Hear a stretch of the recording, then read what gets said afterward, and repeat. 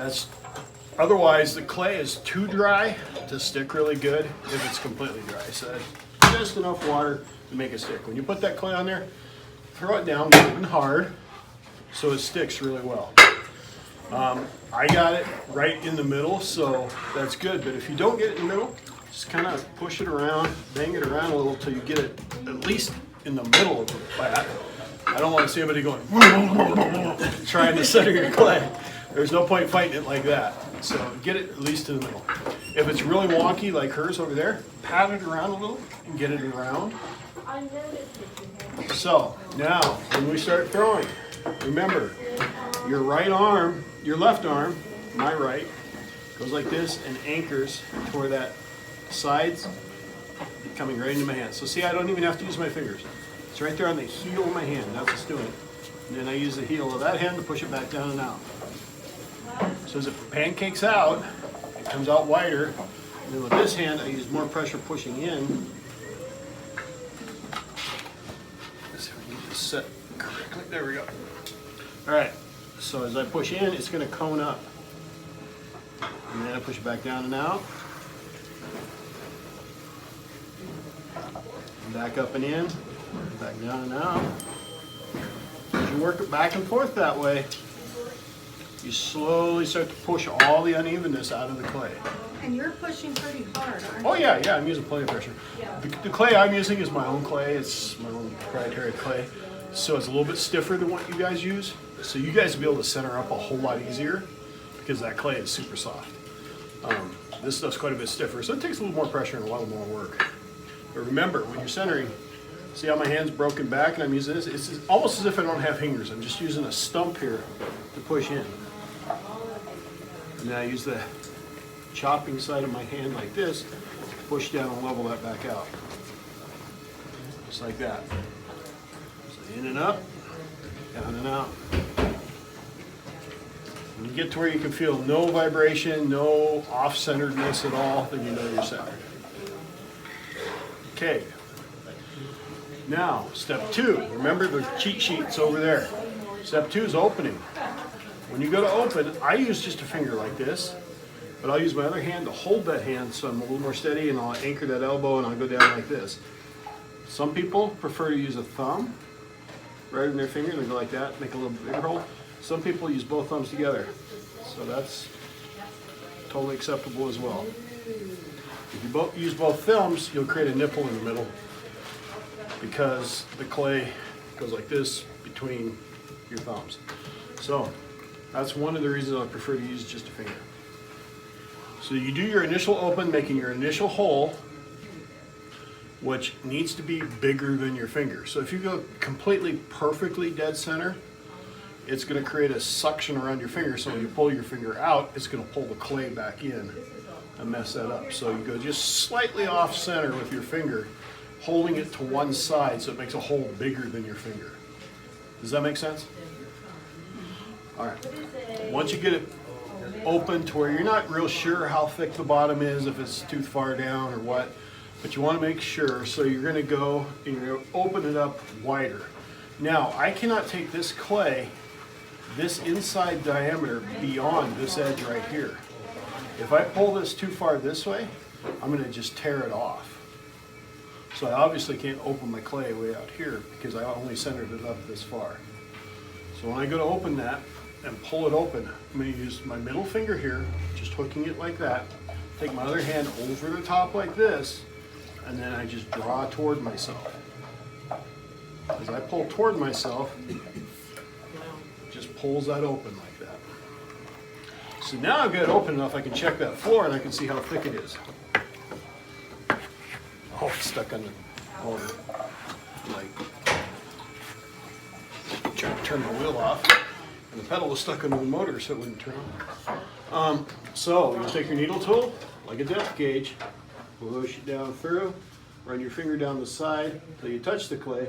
So the needle is touching the bat, your finger's touching the clay, so that shows you what that distance is between those two. That's almost twice as much clay as I want. So now I just have to go back in, just like I'm opening, go back down in just a little bit, make a little bit bigger hole.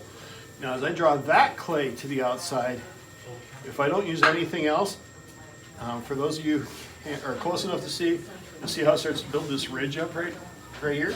Yes. So everybody try to see that. If you're too far away, come over here. See that ridge right there?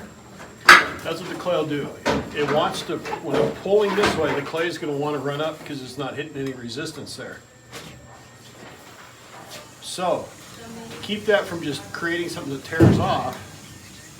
I'll put my other finger over the top of that and push that ridge down, and then as I pull out, it just keeps that clay pushed down and in, so it stays in the body of the clay, and I'm not just ripping that clay off. So now, I know I've got the right thickness because I just do. But just to show you, that's what we want, about 1/4 of an inch. That's plenty of clay for a floor. So now I have accomplished step 2, opening. So now I need to compress it and do step 3, setting the floor. So I'll start from the outside where I was, and just like a record player, slowly working my finger toward the center until I get to the middle, then I come back out. What I'm doing is twofold. I'm compressing that clay down on the bottom, compressing those particles to make them lock together, and I'm leveling that floor, making everything nice and even. If yours is not even and it's coming out like lumpy and bumpy, you're bouncing. So you've got to be like a machine, and just like a CNC machine or a lathe or something like that, you got to be just that machine kind of person that keeps the clay where it's supposed to be.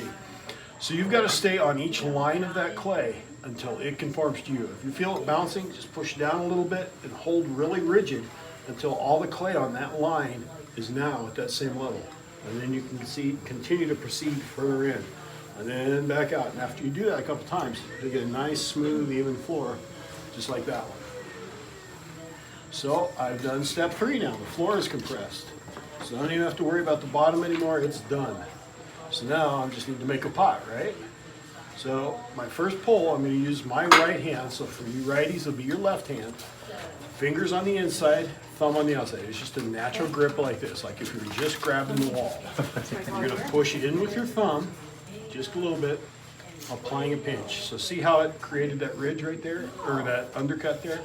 I push that clay in and up by pinching it in, and I lock that diameter into my fingers.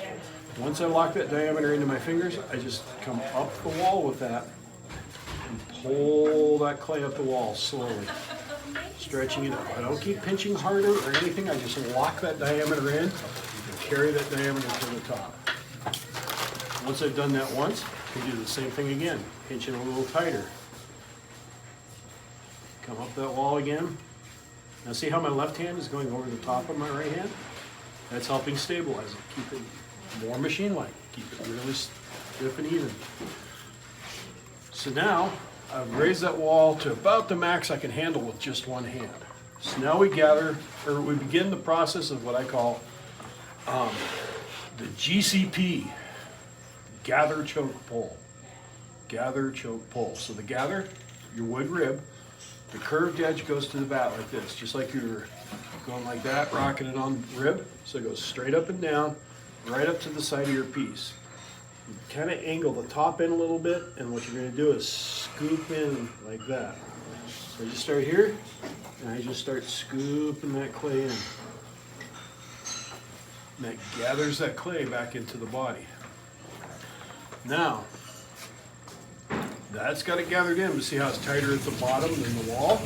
Now we'll do the choke. 3 points of contact, thumbs together, fingers are together. Again, I catch that diameter just like we did with the one-hand pull. I set my fingers really rigid. I just carry that same diameter all the way up that wall. So that whole wall now is one straight cylinder. So that's how you do a choke. So GCP, gather, choke, pull. So that's the gather and the choke. Now for the pull. Left hand goes inside, my right, because I'm a lefty. You're just creating a wall. So your wall, the clay, over here, think of it as being flat to this side. I'm gonna go right perpendicular to it, 90 degrees. So I just hold this hand right like that. Now, with your strong hand, use just side of the finger. Let me wash it off real quick. When I put that on there, right where I'm gonna do my pull, right there you see my finger got muddy? You can see the grooves, or the wear area. You're using the side of your finger, not the fingertip like this. You're not pointing into it.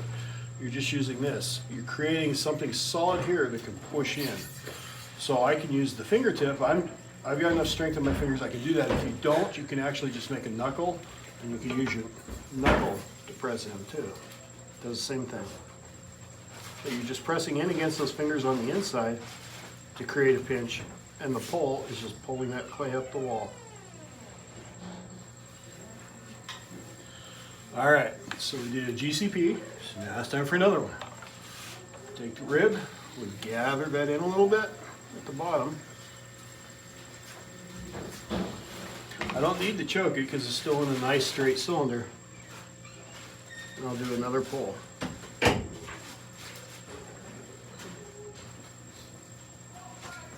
Now you don't use your inside hand to push out. Don't try to use your inside hand to manipulate the clay. You do all the manipulating with that outside hand.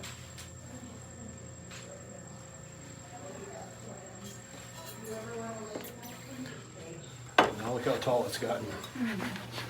All right, so now the fun part. I found something hard and chunky in there. Got a little bitty rock or something in my clay there.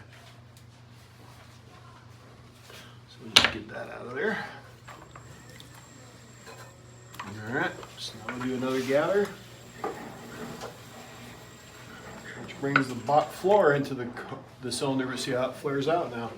Now I'll just lock in that diameter, carry that diameter right up the wall. When I get to a certain point, I have to hold that size all the way up. So stay on that line until the clay conforms to you. Another way you can choke, you can actually take your fingers like this and wrap that rim, which is really good for choking it narrow. But that's an advanced thing. We don't need to worry about that today. All right, so I'm going to do one more pull just to get it a little bit thinner, just to show you what we can do.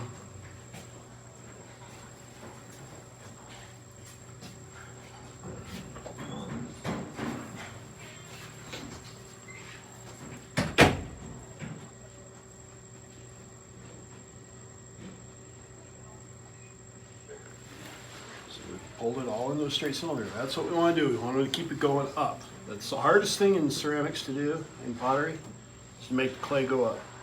To make it go out flat into a plate or out into a bowl. That's the natural way the clay wants to go. So you've mastered control of the clay when you can throw cylinders. All right, so now fixing some stuff up. One, the rim. See how the rim kind of goes up and down? So I'll take my weak hand, just create a bridge. Fingers inside, thumb outside, and that's just supporting the rim. Now with my needle tool, it's at an angle like this. I'm not poking straight in. It's kind of a dragging type angle like that. I use my thumb as a guide to help stabilize. And I just slowly work that finger till that goes through. When I feel it touch my finger, I can just lift that ring right off. So now we have a nice even rim. Look at that, nice and even.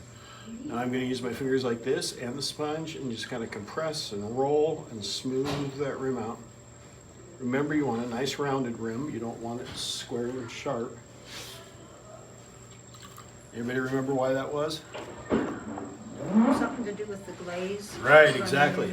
When the glaze melts, if it's sharp, it's going to be really thin at those sharp points, so then it chips and cracks really easy there. So this allows the glaze to apply more evenly across your rim. So it makes a stronger piece. Now, where I have this little bit of a flare out at the bottom, that excess clay, that's going to be on every piece. That's normal.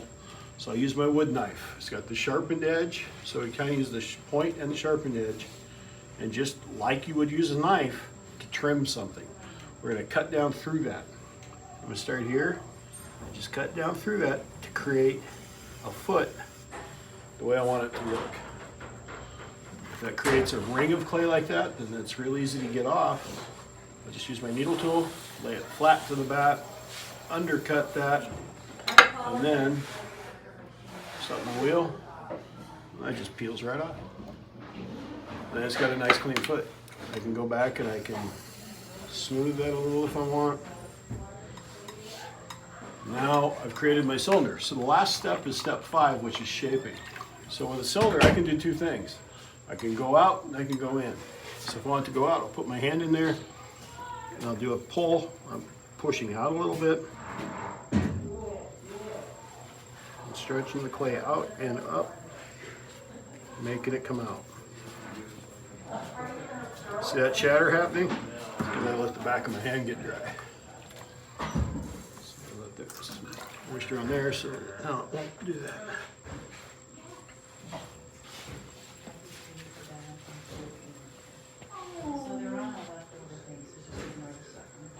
So there you go, nice Lego coming out. So you can make your clay go out and you can make your clay go in. Depends on how you want to shape it. So if I want to go in, I'll do that choke thing again. You choke it in a little bit. Now, when you do a choke like that, what happens is the inside of the clay, that inside edge of the clay, is being pushed together. So those clay particles start to kind of fold and roll up. It's kind of like when you close a curtain and the curtains fold up. So what you have to do is you choke it a little bit, and you'll go back to a pull. To flatten all those folds up, and then you'll be able to choke it more.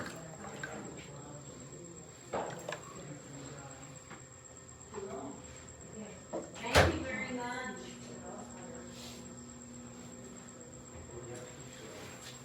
Choke a little more. Got a little bit of a funny fold there because of that chunk that I took out. Now I can take my fingers, I told you this is kind of a little more advanced because this is kind of doing the choke and the pull part together. So I'm compressing that rim, pulling it together like that. So we can get that fold out of there.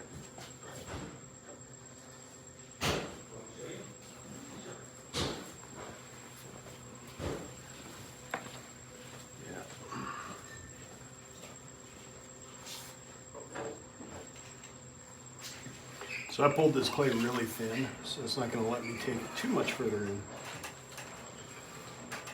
Kind of pressing the end of what it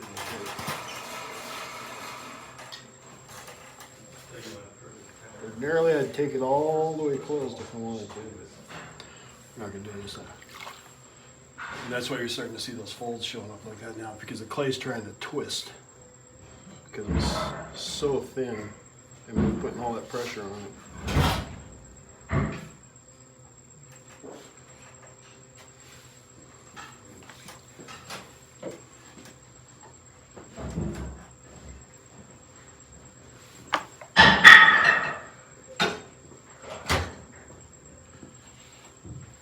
So when you've got an imperfection in your clay like that, you just have to hide it, right?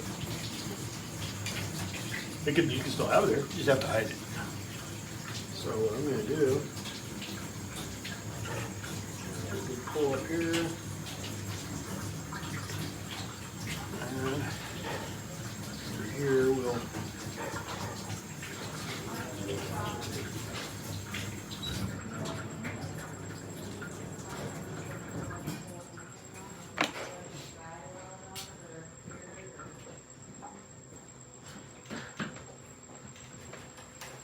we got that in pretty tight.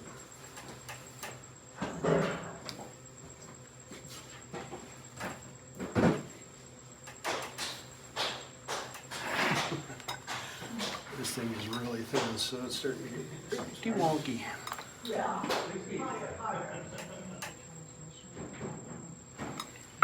All right, I'll show you how thin it is.